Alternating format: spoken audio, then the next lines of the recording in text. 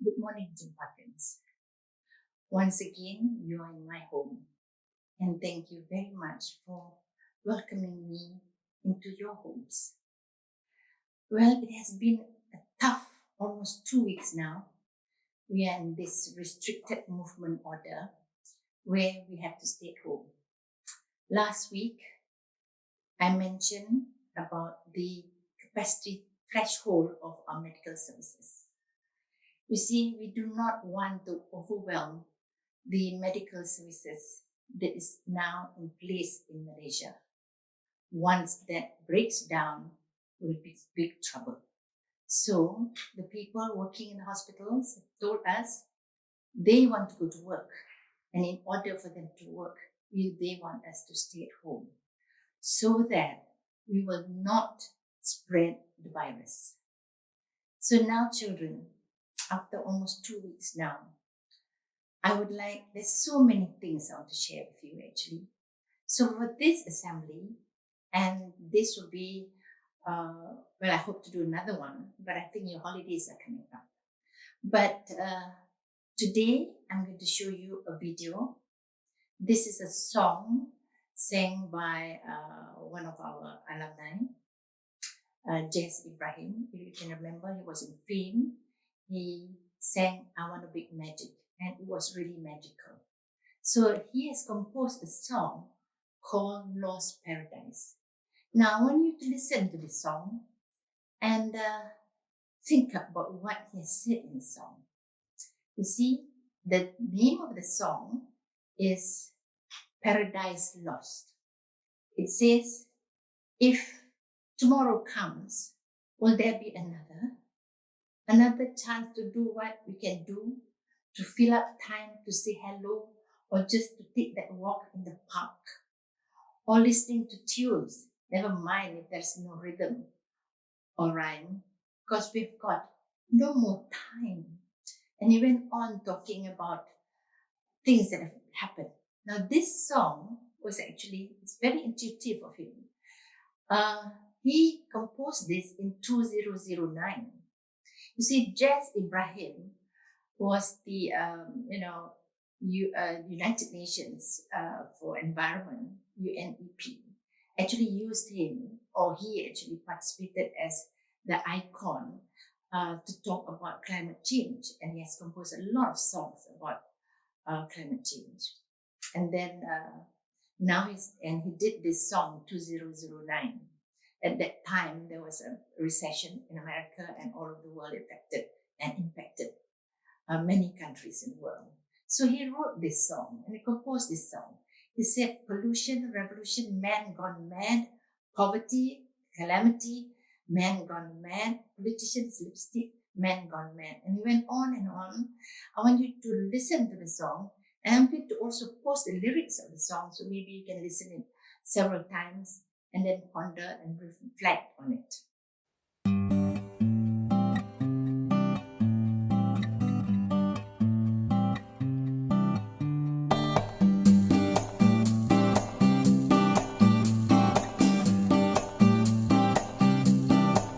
If tomorrow comes, will there be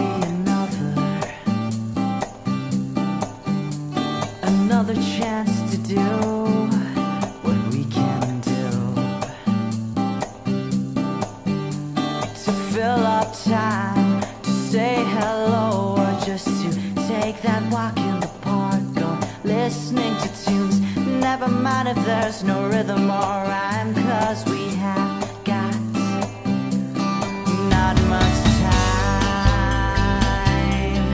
not much time.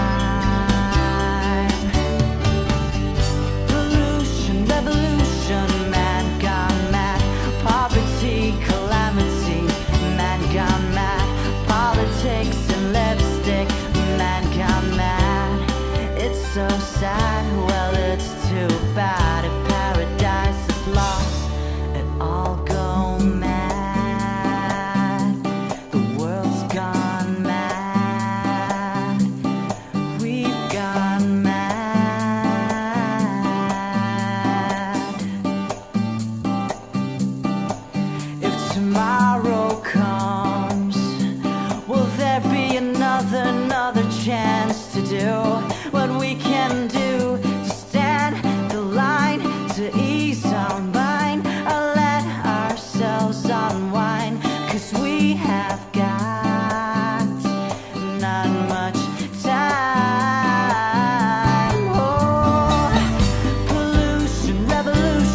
man gone mad. Poverty, calamity, man gone mad. Politics and lipstick, man gone mad. Well, it's so sad and it's too bad. If paradise is lost, it all go mad.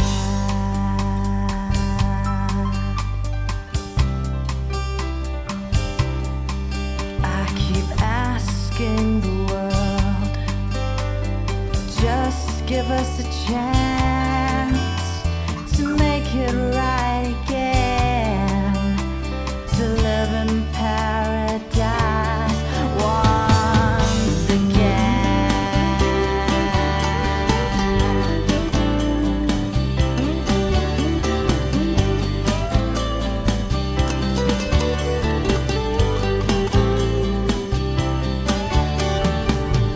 Pollution, revolution, man gone mad. Poverty, calamity, man gone mad.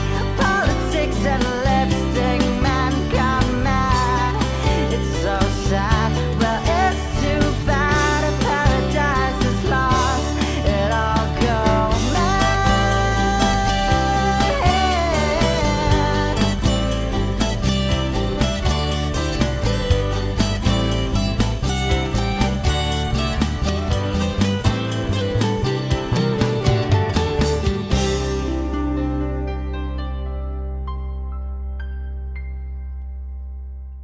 I keep asking the world, just give us a chance to make it right again and live in paradise once again. Yes, children, is paradise really lost? No, it is not. Because we are going to make a difference, because we are going to make sure that, we play our role. And last assembly, I talked about self-discipline, self-control, and learning new ways of doing things and doing new things in different ways. So now you're at home and you're with family. And I know it's been difficult. Maybe you've been quarreling with your siblings, and mommy, you're driving moms the wall, and dads at home as well. So make the most of it. This is the time actually you learn to appreciate family life, to be together. And of course, you need your space, but there are times now you have to share this space with other members of the family. Now, like me, I'm in my house with my husband, and as you know, Dr. Rizal is so far away in Glasgow, although he's in touch with us all the time. And I've got my sons all over Kuala Lumpur. So we don't actually visit one another, we don't meet, but we do meet online. So we've had Zoom dinners, FaceTime with my grandchildren, and that's the new way of keeping in touch, still communicating with one another. And I think that's really wonderful, And of course, we learn technology as well. We learn new things that we can do with the technology that we have now. And I think school has put a lot of work for you online, your homework, and maybe revision even, maybe some light reading, lists of books that you can read and learn new things, maybe recipes, bake something, cook something with whatever you have at home. Don't go out to buy the ingredients, but just use what you have at home.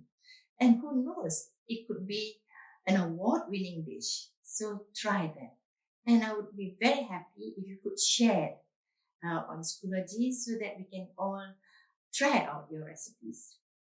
And this is time to do a lot of activities together at home with mom, with dad, exercises maybe, and even our sports team, they have put on workouts online. So you could do the workouts with your mom and your dad and your brothers and sisters. So it's a wonderful time actually to be with family, whether they are there with you or they are far away, but you're always in touch and always together. So children, do not forget that, okay? Now, At the same time, I think during this lockdown period, during this pandemic, I'm glad the freshmen did extensive studies on all sorts of pandemics, previous pandemics, and on the current one as well. Now, I'm sure you get a lot of videos and you may send out videos, but before you do that, before you share useful information, please check whether it is fake news or not, because it's terrible to send out fake news and people come up with all sorts of remedies for this virus. Actually, there are no remedies for the time being, no vaccines, nothing. You just got to stay home and stop the virus from spreading. That's it. Now we look at this. I always say a tragedy will bring out the best in people and the worst in people. Maybe you could write to me online, what you think has been the worst of people. And I think the worst that I've seen on the media is a lot of blame game. Actually, children, please do not do that. This is so new. This is unprecedented. We have never come across this most challenging time. So we cannot blame people. We cannot blame whatever it is, and saying awful things. I think this is a time to be kind in mind, in your thoughts, in your words, and this is the time to show appreciation and respect for family, of course, and also, we always think about values. We talk about values, our own value system, and how are we respecting other people. We talk about the doctors and the nurses. Yes, they are the frontliners. They risk their lives. They're in harm's way. They risk their lives for us. But they're not the only ones that has kept the fabric of society going. The people who clean our streets, who collect our garbage, these people are important too. And we've taken them for granted all this while. We never even look at them. We don't, even when the garbage man comes around, we don't want to be near because we say, oh gosh, they don't smell good, right? They stink. Yes. But you know what? They do a very important work for society. Can you imagine? You have tons of garbage not picked up. Now that's going to cause another problem, another health problem. So we need to show our appreciation as well. And maybe when this thing is all over, maybe give a tip or give some food or do something or just say some nice things to these people, people working in the grocery shop, even stacking all your vegetables, what else? People sending food to you, the Grab food people, the food panda people, the Grab, you take a Grab, to go somewhere. Say something nice, be gentle, be kind. I think this is the time for us to learn so that children, our paradise is not lost. It's there. We have to take it back and embrace it and make it new. Please. I've learned a lot of things. I've learned so many new things. I've been reading a lot about different countries, about how they've been coping with this virus. And it all started in China. And I think the Chinese government, the Chinese people are role models that we should look at. We should learn from them. And I'm really interested in anything and everything China and Chinese now, And I've read history, going through the Silk Roads, instead of looking civilization of the West. Now I like to go to the East, go to China, to Japan, and see how they have grown 5,000-6,000 years ago until now. And they're growing. And we've got lots to learn. And recently I've taken Mandarin with a few friends from school, teachers, with Puan Sapura, with Miss Kelly, Mrs. Cho, and Sheila, and Puan Mazda, Puan Farah, and Dr. Barry, So we started to learn Mandarin with Lau Shu Ken. So, and we're getting there. And now I'm continuing my classes online on YouTube. And I hope when school reopens, I will be able to converse in Mandarin. May not be good, may not be perfect, but at least I've started to appreciate and to love and to see how beautiful that language is and how beautiful the script is, because the script is very visual. It tells a story actually. So that's one thing I would like to share with you when we get back to school. Now, what else I've done? Okay, I'm going to show you now another genre of art, Chinese brush painting. Here, as you can see, I have, before I go on to this, please do not forget that there's so many things that you can learn online that teachers have posted, school have posted, books that you can read, activities that you can do. We are going to start doing some, even chess game, playing chess online and so on. So keep in touch. Okay, now let's start with Chinese brush. Now these are brushes. These are Chinese brushes. Chinese brush for Chinese painting, Chinese brush painting. Now, they can be very expensive, and they come and also cheap ones. These are quite reasonable, not too expensive.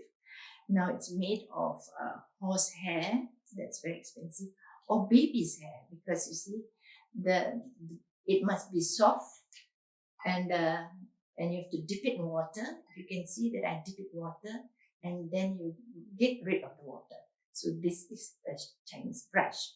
Now, then you use ink. Yes, this is the Chinese brush ink that you use, and you take it out and you put it in a little bowl like this. Not too much, just a little bit. And then you have a bowl of water because you have to dilute the paint. Now, you can only paint this genre, use Chinese brush painting, on special paper, on rice paper. And this is the rice paper, yes? And you paint on the smooth side of the rice paper. Now, I'm not very good, I've just started, but I would like to show this and how it's done. Now, this is really amazing because Chinese brush painting, you paint with your whole body actually, and they say that you have to bring out the chi from here and upwards, and you use your whole body to paint. Now, I've seen an artist in New York. She had a whole, I think it's about 10 feet of this paper spread over a long table, and she used a very big brush, a very fat brush, to do her Chinese brush. And she went swishing all over the table, and it was really, really beautiful. But I'm not at that standard yet. So now I'm going to show you how to start this. Okay, first you have to sit up straight.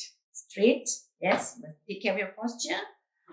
Both feet flat on the floor, straight, because you got to get your chi out. And then you take your brush, dip in water, take away some of the water. Then you dip it, only the tip of your brush, you dip into the ink, the Chinese brush ink. Then you dip in water because you don't want it to be so thick. And then this is how you do it.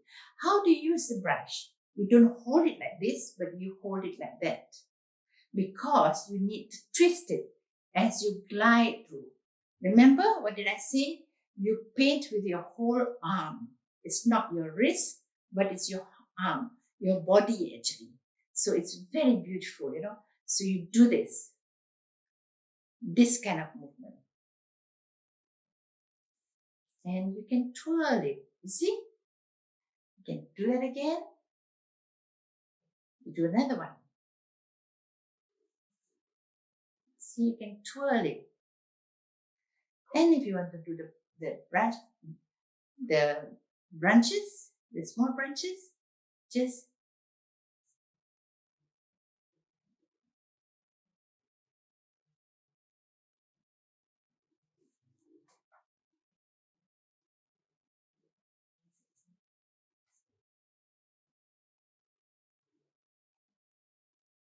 look, see?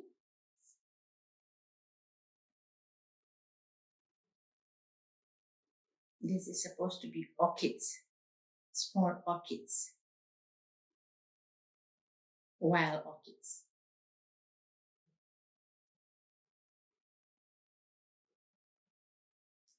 Okay, now I'm going to show you the traditional, how you Chinese brush painting. Actually, you start first painting bamboos. They teach you to paint bamboos. So how do you do it? So you dip here and you go this way like this. You go, remember, like that, down, up, lift, press, lift, press, lift, press, lift. Okay? Not so beautiful actually, but it's okay. Then you go again like this, up, yes, press, lift, press, lift, press, lift, press, lift. And then let's try that again. Press, lift, press, lift. Ooh. Yes, that's better. Then you do the ends, you know.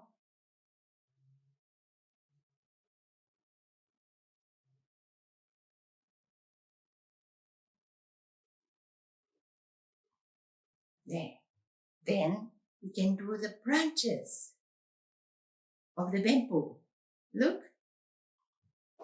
And you can go on and on. Oops, I have to sit up straight. You can go on and on. And this is very calming. You can feel it, right? And then you have to do the leaves. Press, lift, press, lift, press, lift, press, lift, press, lift, press, lift, press, lift, press, lift. Ooh, there you are.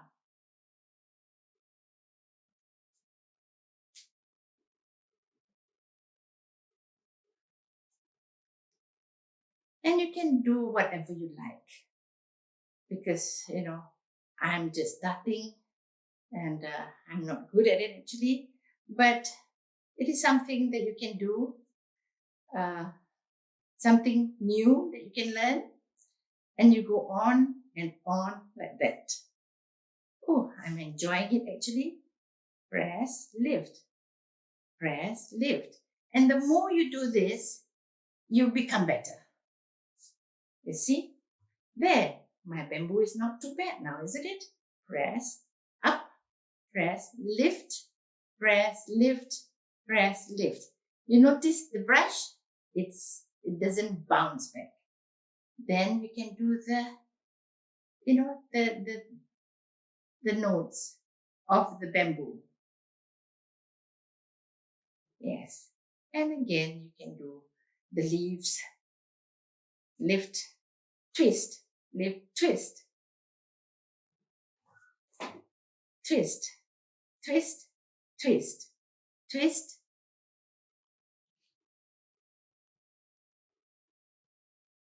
There. Not bad actually. And you can go on and on and on and on with this. What can you do with this? Well, there you are. See, isn't that beautiful? It is very beautiful. Look at the texture and look at how the ink has become, you know, dark gray and light gray. Now this actually makes a very beautiful wrapping paper. See, look at that. Wrapping paper. You got to wait for it to dry. See. Oops, see, I torn it, But this makes a very beautiful wrapping paper. You can wrap your book with this. You've got to wait for it to dry. There. Isn't that just beautiful? Can you see? Isn't that beautiful? Yes. So, children,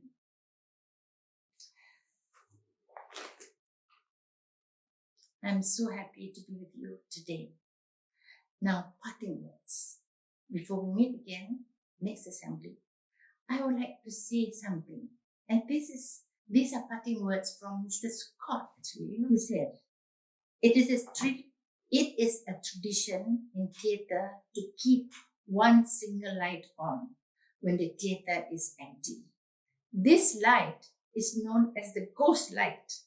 It means that although the theatre is empty, we will return, and so we shall.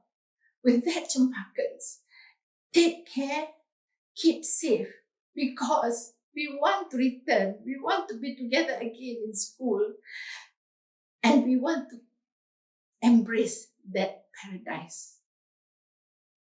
Thank you very much, Cempakans.